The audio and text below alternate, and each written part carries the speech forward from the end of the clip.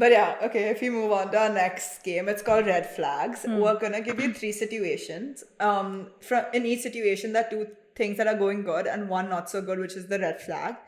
And then you have to choose which situation you would rather be in. We've adapted these situations for you and 3-1 Farms, and you have to assume these to be true. Okay. So situation one, 3-1 Farms has more than 1,000 monthly returning customers. You are in the process of raising funding, but quite a few of your recent customers have complained of receiving subpar flour from 3-1 Farms. Situation 2, 3-1 Farms has uplifted the lives of more than 100 farmers. You are now directly exporting to foreign wholesalers, but you personally haven't been able to take a break in over a year. Situation 3, your newsletter has more than 50,000 subscribers. You are being featured in Forbes 30 under 30, but a neighboring farmer has put a legal claim on your farmland due to an old land dispute. Sure. I'd be in situation two. It's a no-brainer. I anyway haven't taken a break in 3.5 years. I was scared of putting that on the red flag So because I thought that's that a would be true. given.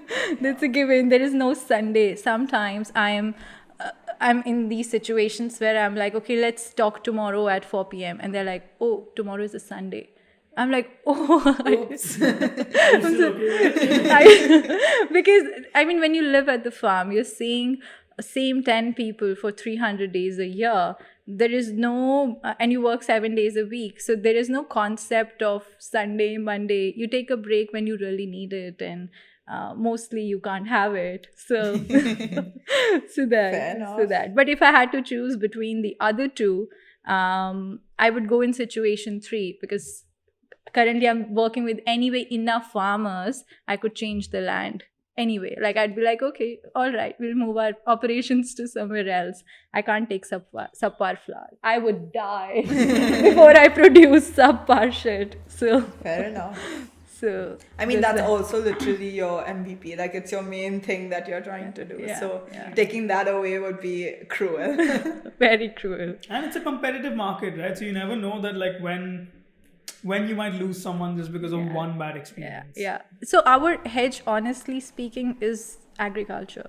It is the agriculture because it is the hardest thing to do. And specifically with climate change, every year we lose 30% of our crop. It's a given. I don't even question it.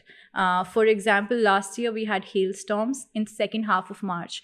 Imagine you have like a beautiful standing crop of wheat, and then there are hailstorms, and it's the God. time when wheat develops this floury part, the starch and the protein part, and it's all lodged, like it's fallen down, right? So you're losing that in terms of quality, in terms of quantity.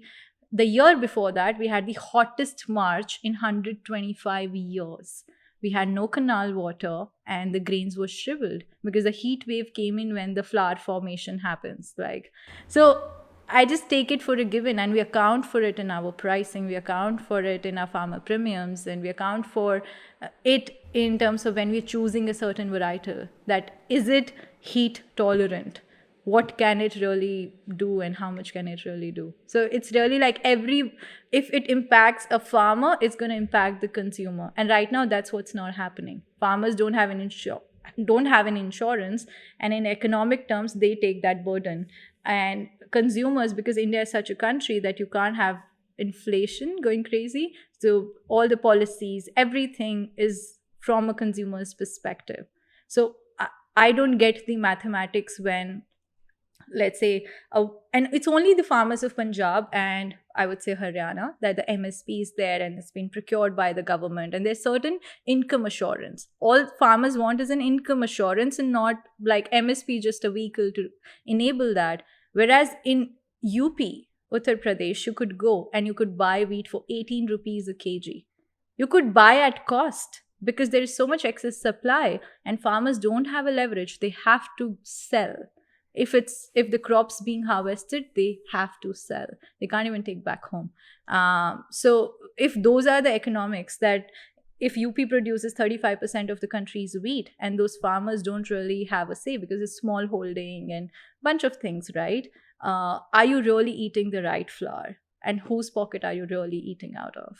So I mean, there's so many narratives, and I really think of at some degree, some level, what we're trying to do is this, wealth only flows one way. So we're trying to bring social equity by changing its direction a little bit wherever we can, and having everyone sort of be a stakeholder and a partner in some sense. I never call people vendors and clients. I can't use that language. That framing really annoys me. Whenever someone calls me a vendor, I would call their founder.